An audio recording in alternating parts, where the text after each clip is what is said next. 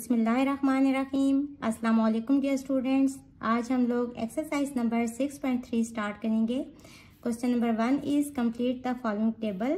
यहाँ थीटा की different values given है, मीन्स के एंगल की वैल्यू गिवन है और हमने इन एंगल्स के ऊपर sign theta, cos theta, tan theta, cosecant theta, secant theta और कॉट थीटा की वैल्यूज फाइंड करनी है और इस टेबल को फिल करना है।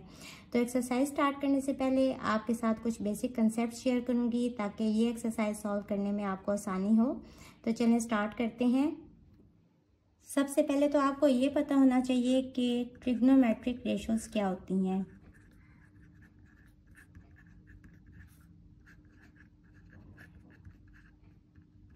एक ट्रायंगल ड्रॉ कर लेते हैं और ये ट्रायंगल होनी चाहिए राइट एंगल ट्रायंगल, मीन्स कि इसका एक एंगल जो है ये 90 डिग्रीज का होना चाहिए।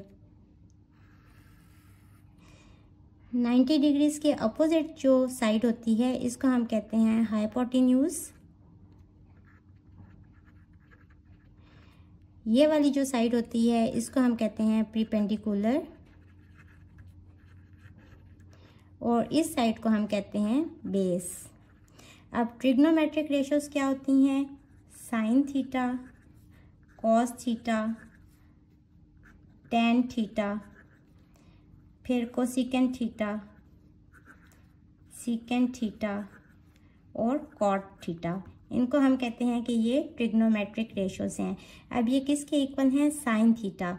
साइन थीटा इक्वल है परपेंडिकुलर ओवर हाइपोटेन्यूज। सपोज आपके पास परपेंडिकुलर हाइपोटेन्यूज की वैल्यू गिवन है तो आप इनको डिवाइड करेंगे तो आपके पास आ जाएगा साइन थीटा। कॉस थीटा किसके इक्वल है? Base over hypotenuse. और टेन थीटा किसके इक्वल है? Perpendicular over base. इसको याद रखने के लिए आप याद कर लें some people have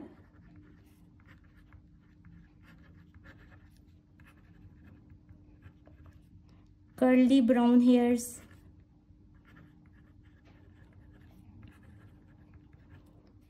those people are brave।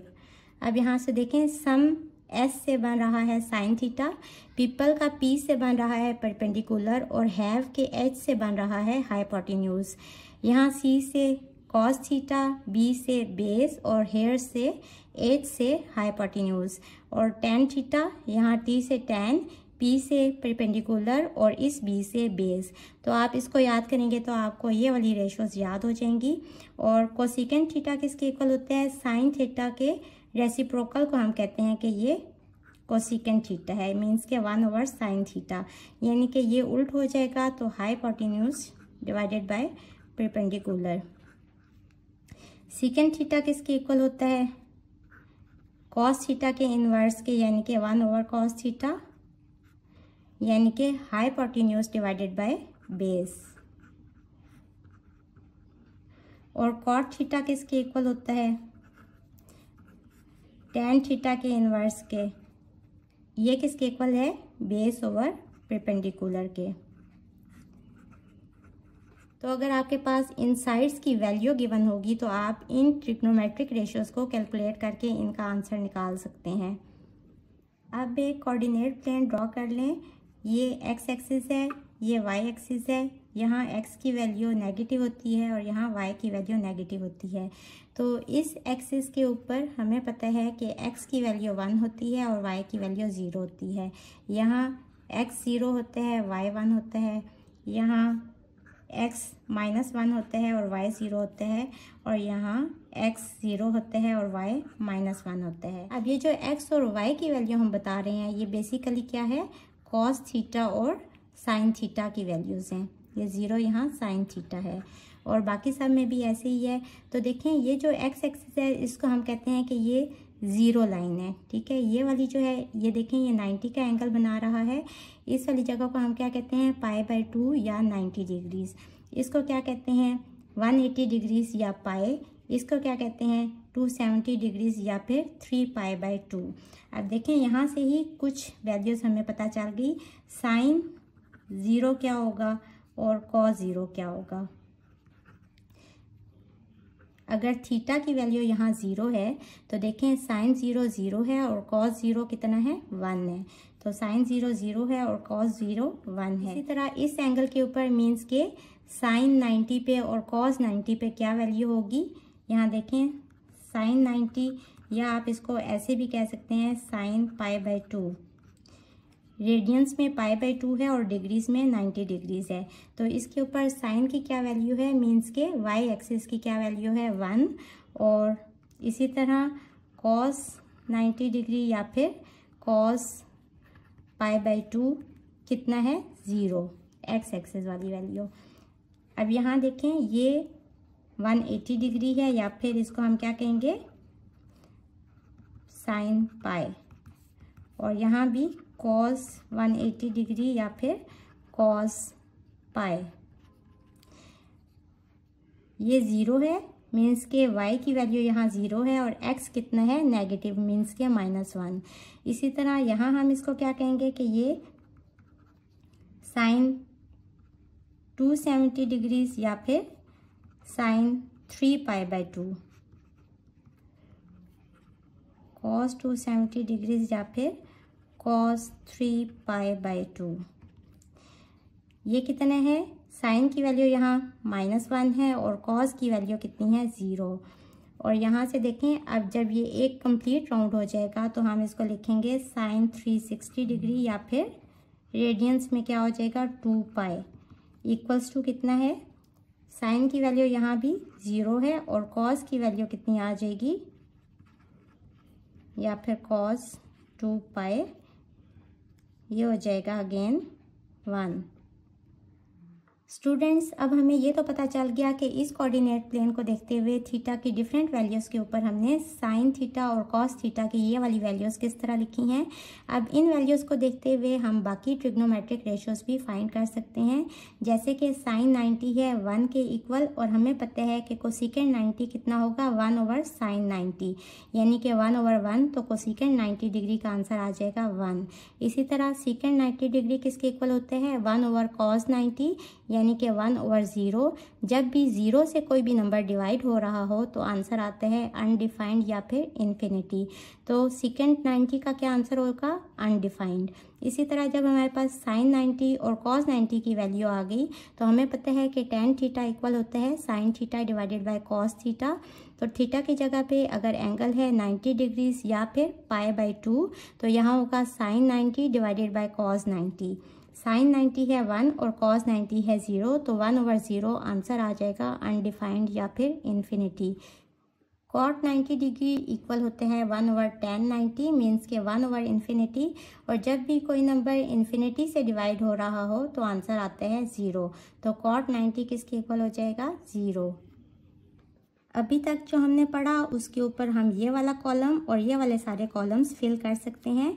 यहाँ थीटा है 0 डिग्री, तो साइन 0 0 है, कॉस 0 कितना होता है 1, tan 0 कितना होता है 0, कोसेकेंड 0 इन्फिनिटी, सेकेंड 0 मीन्स के 1/cos 0, 1/1 मीन्स के 1, और कॉट 0 यानी कि 1/tan 0, 1/0 जब भी 0 से कुछ डिवाइड हो रहा हो तो आंसर आता है इन्फिनिटी या फिर अनडिफाइंड। साइन 90 यानी कि अगर ये कोऑर्डिनेट प्लेन है तो इस जगह पे हमारा साइन कितना होता है यानी कि y कितना होता है 1, और कॉस 90 कितना होता है 0, और टेन थीटा कितना होता है sine theta divided by cos theta, यानी कि sine 90 divided by cos 90, 1/0 means के इन्फिनिटी।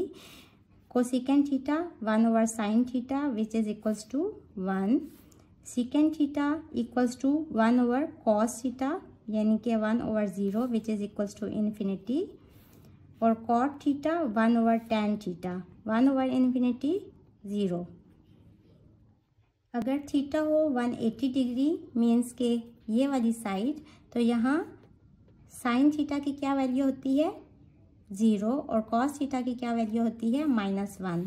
तो साइन 180 डिग्री 0 और cos 180 degree -1, tan theta equals to sine theta over cos theta 0/-1 equals to 0, cosecant theta equals to 1/sin theta 1/0 infinity, secant theta equals to 1 over cos theta, 1 over -1 equals to -1, cot theta equals to 1 over tan theta means के 1 over 0 equals to infinity.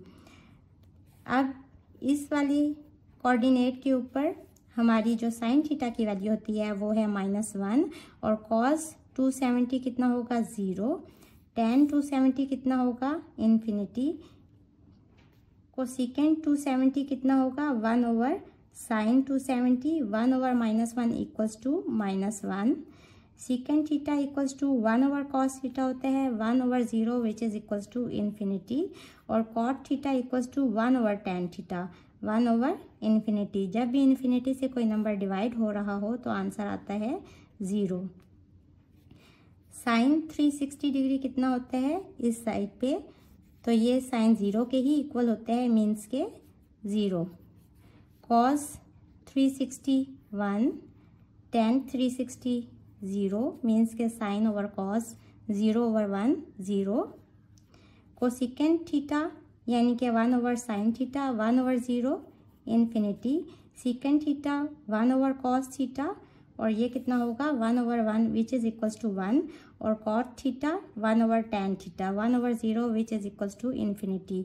तो ये हमने कुछ columns fill कर लिए और अब हम इन कॉलम्स को फिल करने के लिए कुछ और चीज़ें भी समझ लेते हैं।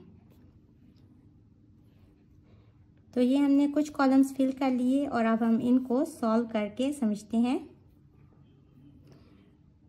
ये हमने कुछ कॉलम्स सॉल्व कर लिए और इनको सॉल्व करने के लिए आप डायरेक्ट कैलकुलेटर पे भी कैलकुलेट कर सकते हैं। साइन 30 तो आपको आंसर आ जाएगा कि किसके इक्वल है, बट आपको सॉल्व करना भी आना चाहिए। तो चलिए सॉल्व करते हैं।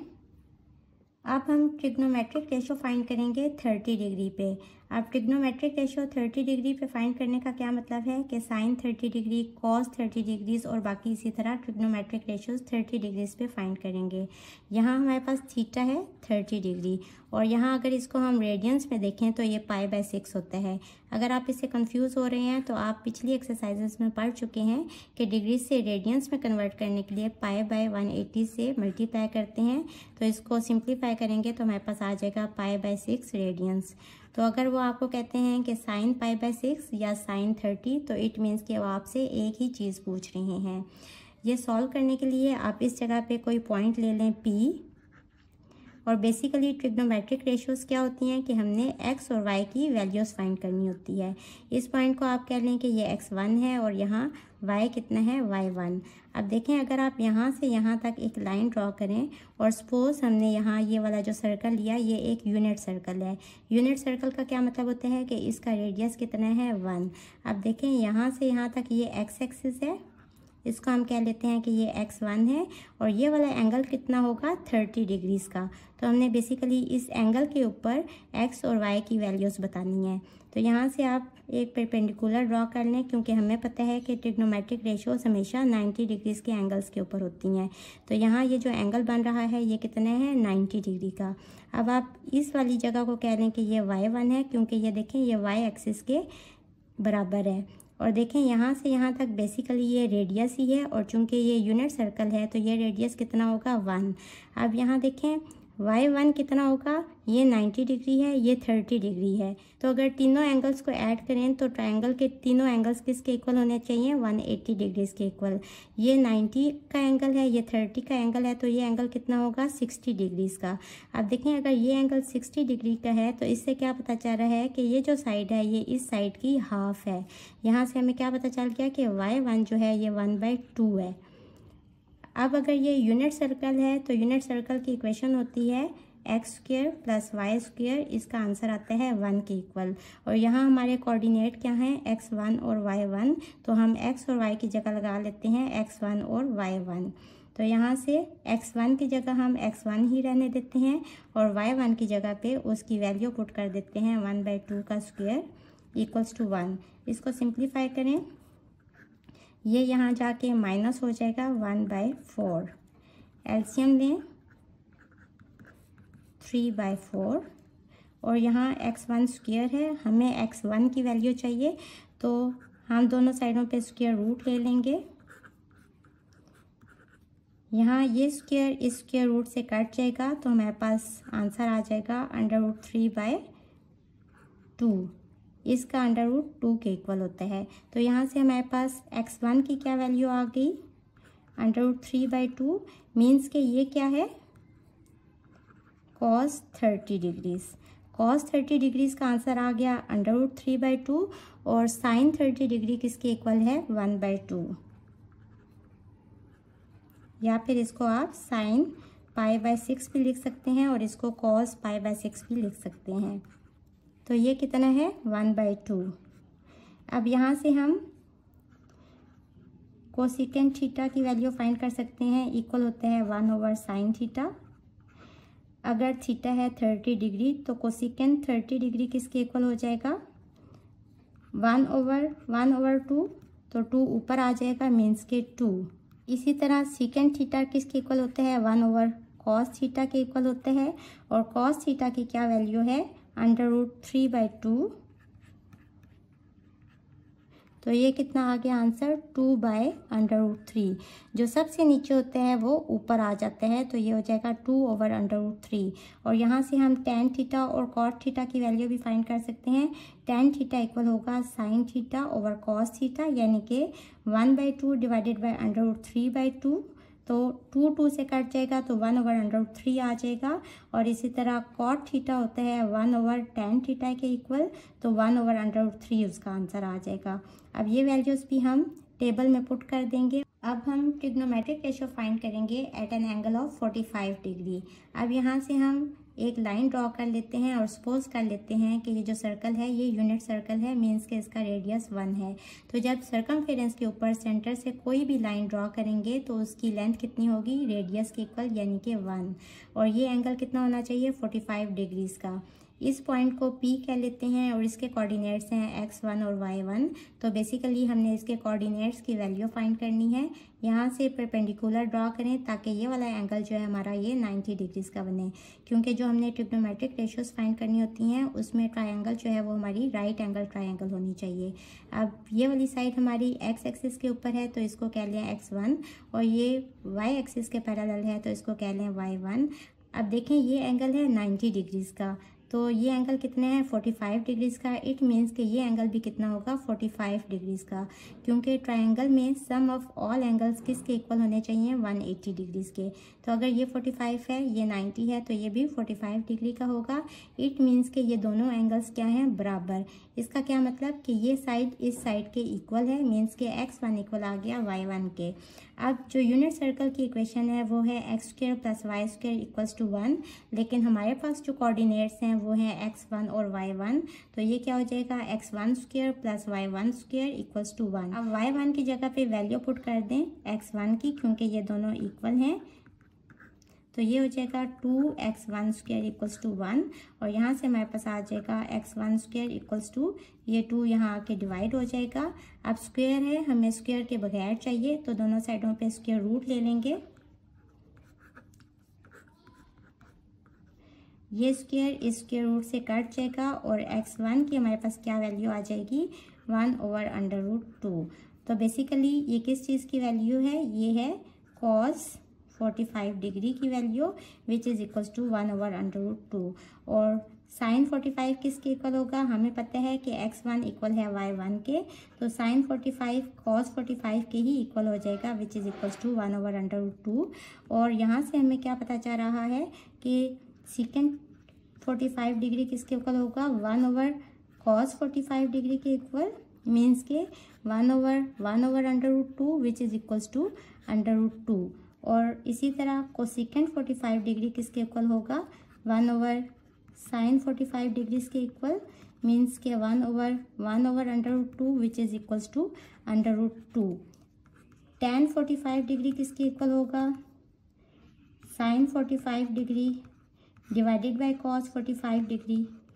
दोनों की वैल्यू सेम है तो दोनों ऊपर नीचे कट जाएंगी, तो आंसर आ जाएगा 1। और यहाँ से cot 45 डिग्री किसके इक्वल होते हैं, 1/tan 45 degree which is equals to again 1। तो ये सारी ट्रिग्नोमेट्रिक रेशियोज की वैल्यू आ गई at an angle of 45 degree. अब हम फाइंड करेंगे trigonometric ratio at an angle of 60 degrees. इसके लिए भी हम एक यूनिट सर्कल ड्रॉ कर लेते हैं।